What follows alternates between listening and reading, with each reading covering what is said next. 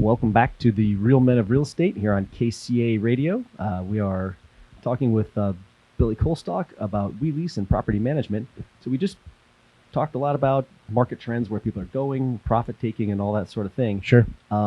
So with the investors maybe taking another swing at this and the market looking like we've got some legs, how are you working with investors specifically at this point? I just think there's going to be so many more people coming in. I mean, it's a tricky animal. I mean, each investor has a different target. Each investor has a different need. So one thing that when working with investors, and we love to work with investors because Jasenia and I are really creative. I mean, we like to think outside the box on how we might be able to tackle something. Okay, so real deep problem solving. Yeah, it really just is. Managing a property. Well, I mean, if you think about it, I know that you invest and your needs are specific to what you are. And so it's kind of the same with every investor.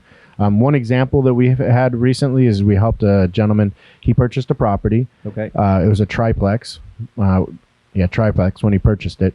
He went through a permitting process or just identified what he could do with the ADUs on that property. It was super creative, but he wasn't sure that he wanted to keep it, but also understood, though, that if he wanted to sell it, he would want to have some units full so that he could increase or determine the value, right? Right. So we were able to, with that individual, write a contract so that we were working with him long term, but then also we're very clear with our communication on how, if it sold, how we would also charge. I see. So it was a win-win on both fronts, where he was comfortable if he kept it, hiring us, and then also understood that if he sold it, what that would also cost him, and he was able to write it into his pro forma, and we've done that a couple times with him. So it's worked out well. Wow. All right. So then, how did that one end? What did he? Did he flip it? Yeah, he ended up selling it. He got $300,000 more than what he anticipated. Whoa. Yeah, no, it was great. The market's hot. The market's hot. It was crazy. Holy cow. Yeah. Well, that's crazy. So that sounds like a great thing. What sort of stuff do you see going wrong? I mean, when property management has a challenge, what does that look like?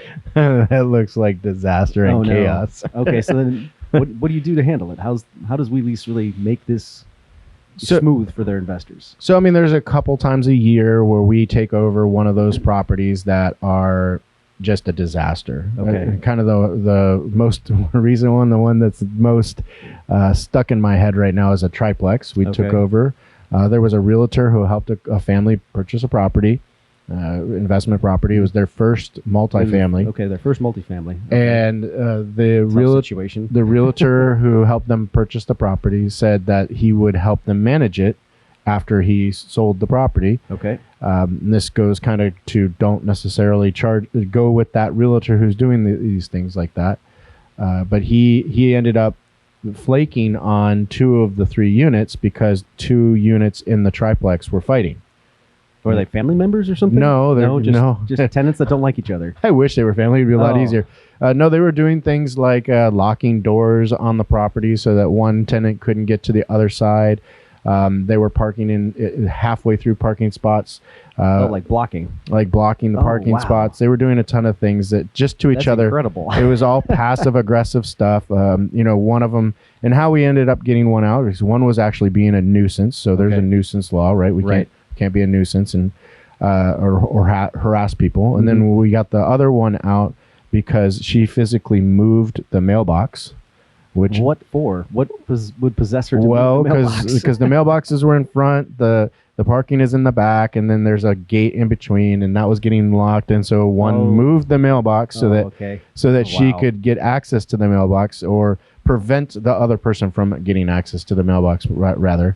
And that's a federal offense. You can't touch a mailbox. Can't touch the mailbox. So, oh man. So we got those out on technicalities. But I guess the moral of this is that there's a lot of situations that just can go wrong with property management, and that situation took us about 5 or 6 months to resolve. Okay.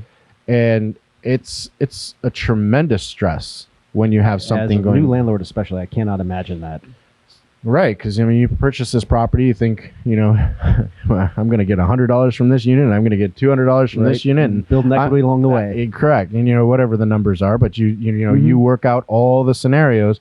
but you forget to think about the tenant who is going to throw rocks at you every time you show up on the property. Right. Wow. So helping people stabilize properties like that is something that we do. Not every property management company will take those on because they're such a headache, because they're so laborious, and they do take quite a bit of communication and coordination with the owner.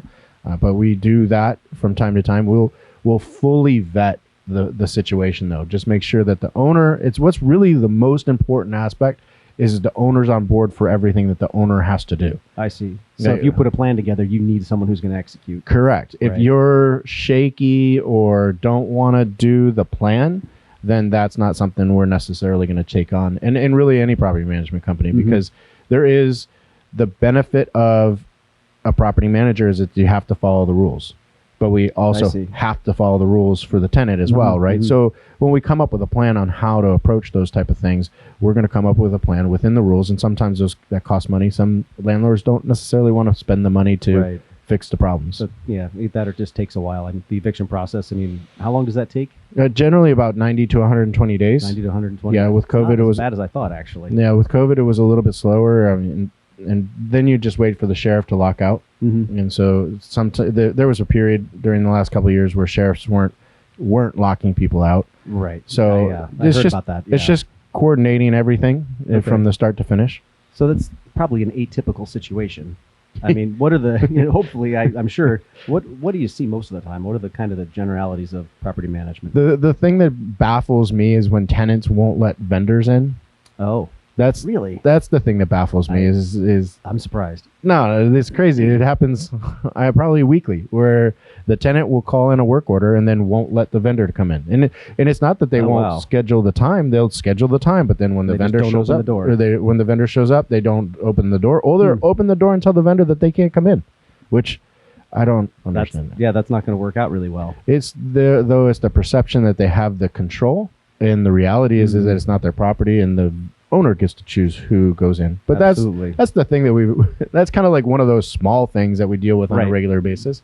But we've taken over a property. Yeah, we do.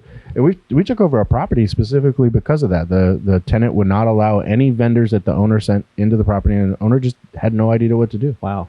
Well, it's just about time for us to wrap here. So real quick, how can people get a hold of you? Please go to our website. It's WeLeaseUSA.com. Or give me a call on my cell at 619-787-4066. Okay. Thanks for having me on, man. Absolutely. It's been a pleasure. I really enjoyed the conversation, Billy. This is fantastic. So with that, this is The Real Men of Real Estate. My name is Dan Redig, and we'll talk to you next time.